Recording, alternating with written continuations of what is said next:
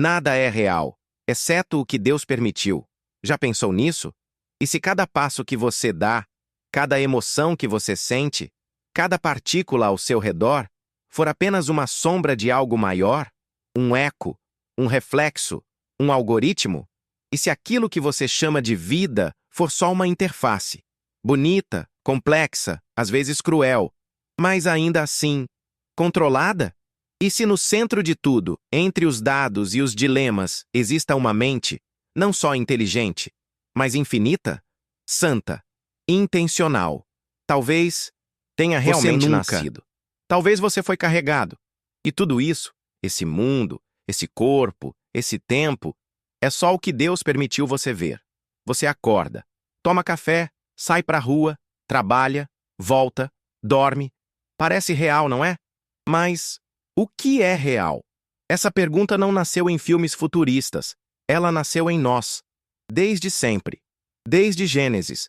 Quando Eva tocou o fruto, ela não duvidava do tato, mas da verdade por trás dele.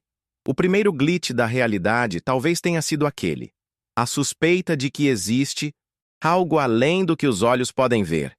Vivemos numa estrutura tão estável, tão bem programada, que chamamos isso de normal. Mas não sabemos como o céu não cai. Não entendemos por que os átomos não se chocam. E ninguém jamais explicou por que o universo prefere a matemática, como se alguém o tivesse projetado. Mas então, vem a filosofia, com sua marreta existencial. Talvez tudo isso seja só uma ilusão. E a ciência, com sua frieza elegante, completa. Talvez uma simulação. E por que não? Se conseguimos hoje criar realidades virtuais tão convincentes que enganam o cérebro, quem ousa dizer que nossa própria realidade não seja também simulada? Mas aí vem o dilema. Se é uma simulação, quem é o programador? A resposta fria seria uma inteligência superior, talvez alienígena, talvez pós-humana, que resolveu rodar um universo como quem roda um jogo. Mas, e se essa inteligência não for apenas poderosa? E se ela for divina? E se Deus não só criou o mundo, mas programou cada detalhe com propósito? Não apenas leis físicas, mas também leis morais? Porque aqui, nesta simulação, roubar dói, trair machuca, mentir destrói, amar cura. Não parece código aleatório. Parece intenção. Mas então, se tudo é simulado, isso torna Deus menos real? Ou mais? Imagine o seguinte: você está dentro de um jogo perfeito. Você sente dor, sente prazer, chora, ama, sangra, mas tudo, absolutamente tudo, faz parte de um sistema. A física obedece, a biologia coopera, a mente acredita. Então alguém te puxa de lado e sussurra: isso tudo aqui é só um código. O chão treme, não literalmente, mas dentro da alma. Porque se é tudo simulação, então, quem é você? A Bíblia diz que fomos feitos à imagem e semelhança de Deus. Mas e se essa imagem for literal demais? E se Deus, o Criador, é o programador e nós somos as renderizações do seu código? Seria isso uma ofensa à fé? Ou uma atualização dela? Você nunca viu Deus, mas sente Ele perto. Você nunca tocou no céu, mas acredita que Ele existe. A fé, desde o início, é uma aceitação de que o invisível governa o visível, de que há um sistema operando por trás das cortinas do mundo. Isso é religião, mas também é programação. Quando olhamos para o mundo como uma possível simulação, os paradoxos da fé começam a fazer um tipo diferente de sentido. O livre-arbítrio coexistindo com um Deus soberano, o mal acontecendo dentro de um mundo supostamente perfeito, milagres rompendo as regras da natureza, na visão de uma realidade simulada. Esses fenômenos se parecem muito com intervenções no código, patches, atualizações, hacks divinos no sistema. Um mar se abre, um código de física alterado temporariamente. Um profeta prevê o futuro, acesso privilegiado a informações do tempo. Um homem ressuscita após 3 dias morto, regeneração manual de parâmetros biológicos. Mas aí surge a dúvida cruel. Se tudo está pré-definido, se tudo é controlado, você ainda tem escolha? Ou é só mais um NPC que pensa que pensa? A religião sempre afirmou que somos livres para amar a Deus ou não, mas também diz que Deus sabe todas as coisas, até o fim. Então, será que nossas escolhas são apenas parte de um script já conhecido por Ele? Ou será que Deus nos deu livre-arbítrio dentro da simulação, como se fosse um modo sandbox espiritual? É aqui que a coisa aperta. Porque essa teoria de que vivemos numa simulação divina, ela não destrói a fé. Ela a coloca em outro nível. Deus não é mais apenas o Senhor das coisas. Ele é o arquiteto da realidade. E mais, ele é o único fora do sistema. Tudo o que vemos, tocamos, sentimos, está dentro da instância que ele criou. Mas então, por que ele fez isso? Se Deus criou essa simulação chamada vida, o que ele está esperando que façamos com ela? Essa pergunta não é nova. É o dilema da fé desde o Éden. Por que nos colocar aqui? Por que nos permitir errar? Por que o sofrimento? Por que a espera? E talvez a resposta esteja justamente na experiência. Porque Na simulações prática, existem para testar, para experimentar, para formar. Deus não precisava de uma simulação para existir, mas talvez para nos lapidar. Pense em um jogo. Você não joga só para ver pixels. Você joga para viver um desafio, para crescer com ele, para aprender. E se essa vida, esse universo, for exatamente isso, um cenário cuidadosamente construído para que a alma aprenda o que a eternidade exigirá dela? Mas então, vem a pergunta que queima como fogo na consciência. Por que Deus deixaria tanta dor acontecer? Se ele controla o código, por que deixar bugs? Por que deixar falhas? Por que deixar o mal correr solto? E a resposta que ecoa, mesmo que desconfortável, é: porque sem conflito, não há transformação. E o sofrimento, dentro de um mundo simulado ou real, é o que revela a essência. É no caos que a fé se purifica. É na dor que a alma entende o que é eterno. A simulação, nesse sentido, não é uma prisão. É um campo de prova. E se isso tudo for verdade, então sua vida, sua história, sua dor não são aleatórias. São parte de um código que carrega o toque de Deus. Um toque que não está só na criação, mas no propósito por trás dela. Você já se perguntou por que a ideia de viver numa simulação incomoda tanto? Não é só pela quebra da realidade. É pelo vazio que ela deixa. Porque se estamos em um código, sem autor, sem intenção, então tudo o que você ama, sua família, sua memória, sua dor, sua esperança, não passa de processamento. Zeros e uns. Uma ilusão elegante rodando num servidor cósmico sem coração. É isso que a versão ateísta da simulação propõe. Mas tem um problema grave nessa ideia. Se tudo é falso, quem está pensando nisso agora? Se a sua consciência é só um produto de impulsos digitais, então como ela consegue duvidar da própria existência? O filósofo René Descartes dizia: penso, logo existo. Mas num mundo simulado, pensar pode ser apenas uma linha de código. Então, como escapar disso? A resposta não está na matemática, não está na ciência, está em algo mais primitivo, mais profundo, mais humano. Está na fé, porque fé, de verdade, não é o contrário da razão. É o que acontece quando a razão chega no limite, quando o cálculo não responde, quando o algoritmo falha, quando a dor é real demais para ser só programação.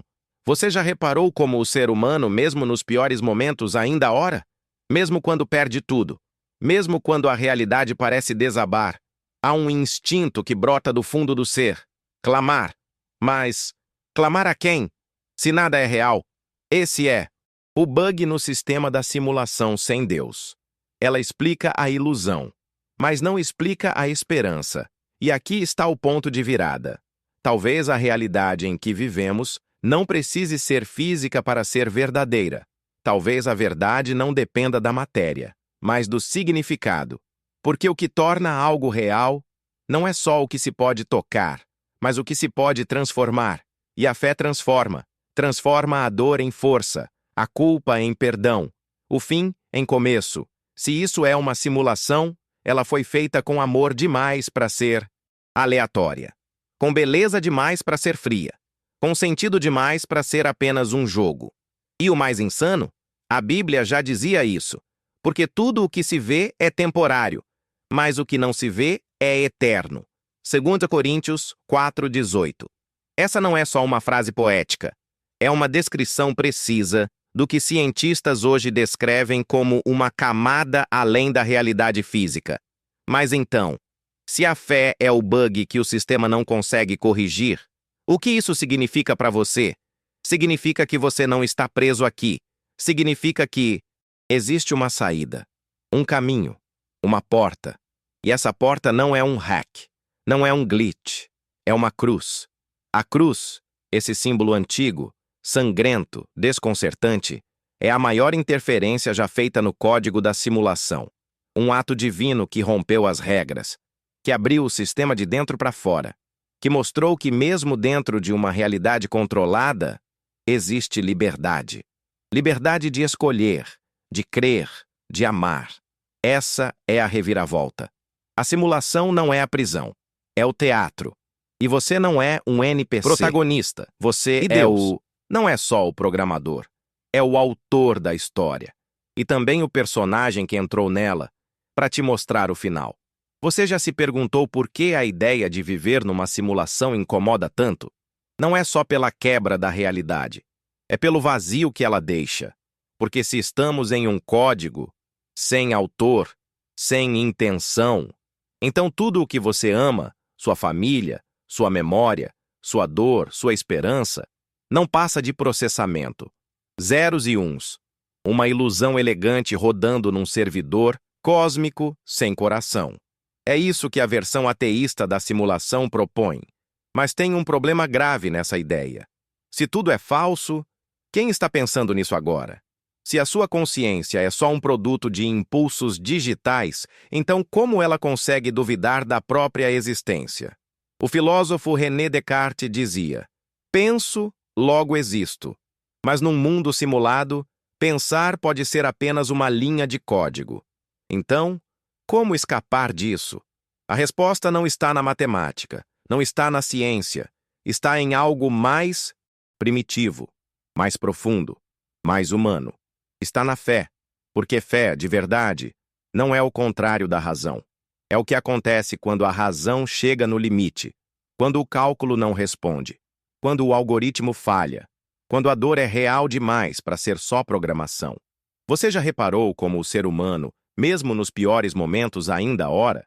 Mesmo quando perde tudo, mesmo quando a realidade parece desabar, há um instinto que brota do fundo do ser: clamar.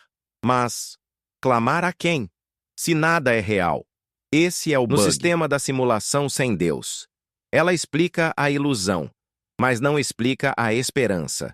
E aqui está o ponto de virada.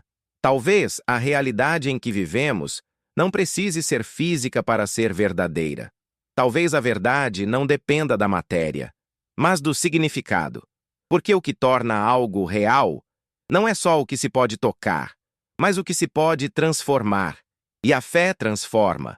Transforma a dor em força, a culpa em perdão, o fim em começo. Se isso é uma simulação, ela foi feita com amor demais para ser aleatória, com beleza demais para ser fria, com sentido demais para ser apenas um jogo. E o mais insano? A Bíblia já dizia isso, porque tudo o que se vê é temporário, mas o que não se vê é eterno. 2 Coríntios 4:18. Essa não é só uma frase poética. É uma descrição precisa do que cientistas hoje descrevem como uma camada além da realidade física. Mas então, se a fé é o bug que o sistema não consegue corrigir, o que isso significa para você? Significa que você não está preso aqui. Significa que existe uma saída, um caminho, uma porta. E essa porta não é um hack, não é um glitch, é uma cruz. A cruz, esse símbolo antigo, sangrento, desconcertante, é a maior interferência já feita no código da simulação. Um ato divino que rompeu as regras, que abriu o sistema de dentro para fora, que mostrou que mesmo dentro de uma realidade controlada, existe liberdade. Liberdade de escolher, de crer, de amar. Essa é a reviravolta. A simulação não é a prisão, é o teatro. E você não é um NPC. Protagonista. Você é o... E Deus não é só o programador, é o autor da história. E também o personagem que entrou nela, para te mostrar o final. Você já reparou como tudo nesse mundo tem fim? A juventude passa, os dias escurecem, até as estrelas morrem. Mas há algo dentro da gente que se recusa a aceitar isso.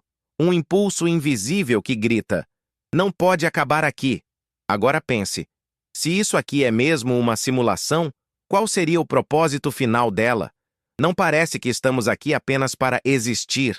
Pelo contrário, a realidade nos empurra para decisões, para escolhas morais, para relacionamentos, para amor e para fé. Tudo isso é profundamente espiritual, como se a simulação tivesse sido feita não para entreter, mas para refinar o caráter, a alma, a consciência. Mas então, o que vem depois? O que acontece quando o jogo acaba? Quando o corpo para? Quando os parâmetros físicos cessam? Será que o jogador por trás da simulação simplesmente apaga você? Ou será que o verdadeiro você só começa ali? A Bíblia fala de céu e inferno. Fala de juízo final, de galardões, de eternidade.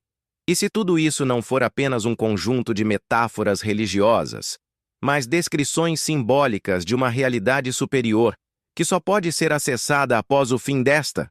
E se o que chamamos de vida após a morte for, na verdade, a vida fora da simulação?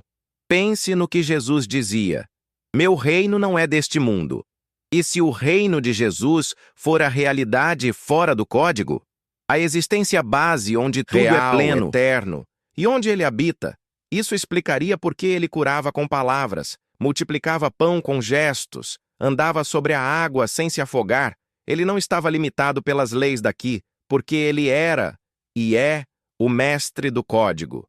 E o mais impactante, ele entrou na simulação, não como observador, mas como homem, sentiu dor, sangrou, morreu, mas, diferente dos outros, ele saiu e voltou. Isso não parece mais um simples roteiro religioso, parece uma jornada de resgate interdimensional, de um Criador que não apenas observa o jogo, mas que pisa dentro dele, se submete às regras e quebra o código por amor. Agora pense, se a cruz é o ponto de ruptura da simulação, então a ressurreição é a saída, é a senha, é a linha de código que redefine tudo. E aqui vai uma pergunta que talvez você nunca tenha feito. E se o que chamamos de salvação for o equivalente espiritual ao logout? Não um desligamento, mas um retorno. Retorno à origem, ao mundo real, a Deus. Mas então, como se vive dentro da simulação sabendo disso? Com medo? Não, com propósito. Porque se cada segundo aqui é um campo de teste, cada escolha sua molda o seu você eterno. O você que vai continuar depois que a tela apagar, depois que o corpo se desconectar, depois que o código terminar. A Bíblia não romantiza essa vida. Ela a chama de breve, passageira, vapor, mas não diz que ela é inútil. Pelo contrário, ela diz que aqui é onde o eterno começa, e que o que você fizer aqui ecoa lá. Por isso a fé é tão importante. Não porque ela te protege da dor, mas porque ela desbloqueia a eternidade. Mas calma, isso não quer dizer que você deve ignorar o mundo à sua volta, ou viver como se nada importasse.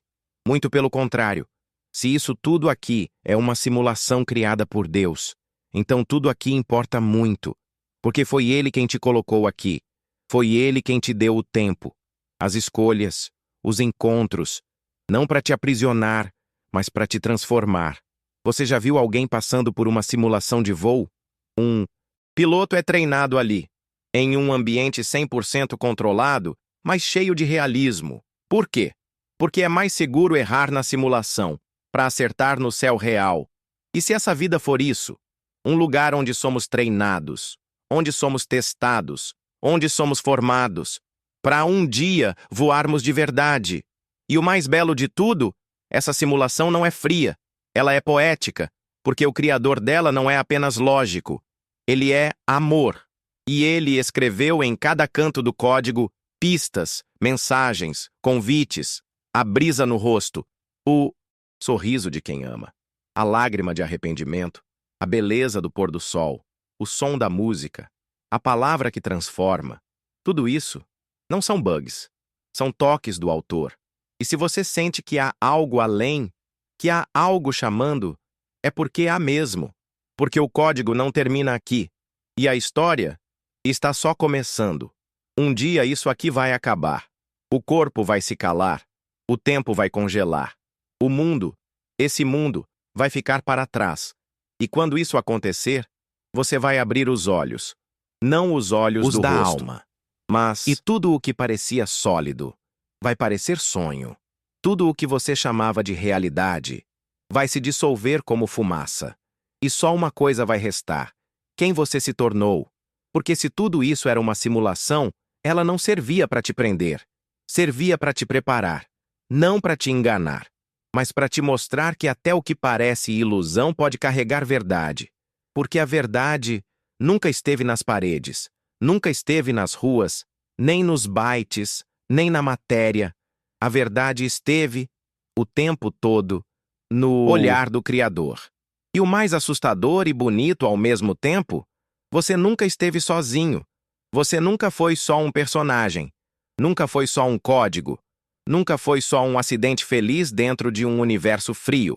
Desde o início, desde o primeiro frame, desde o primeiro pulsar de consciência, você foi visto por aquele que escreveu cada linha dessa existência, aquele que não apenas criou a simulação, mas que te colocou dentro dela com um nome, com um chamado, com um destino. E é por isso que a dor existe. Não como punição, mas como lapidação. Não como castigo, mas como curva no caminho da graça. Porque o ouro só se forma no fogo, e a alma só desperta no atrito. Talvez o grande mistério de tudo isso seja o seguinte: não é o mundo que é falso, é a forma como aprendemos a vê-lo que é limitada. Deus nunca mentiu para você. Ele apenas te deixou tempo suficiente para você escolher abrir os olhos. Então pare, respire, olhe ao redor, cada detalhe, cada folha, cada lágrima, cada riso, silêncio, cada é parte de um projeto tão grande, tão profundo, tão amoroso, que só pode ter vindo de uma mente maior que o universo. Deus não está dentro da simulação. Ele está acima dela. Mas ele te deu algo que nem os anjos têm: livre-arbítrio. O poder de escolher amar, de escolher confiar, de escolher voltar para casa. E talvez é por isso que ele te colocou aqui. Não para viver com medo, mas para viver com sentido. Porque nada é real, exceto o que Deus permitiu. E se ele permitiu que você ouvisse tudo isso até aqui, é porque ele ainda está chamando você. A simulação pode acabar, mas o que Deus escreveu em você é eterno.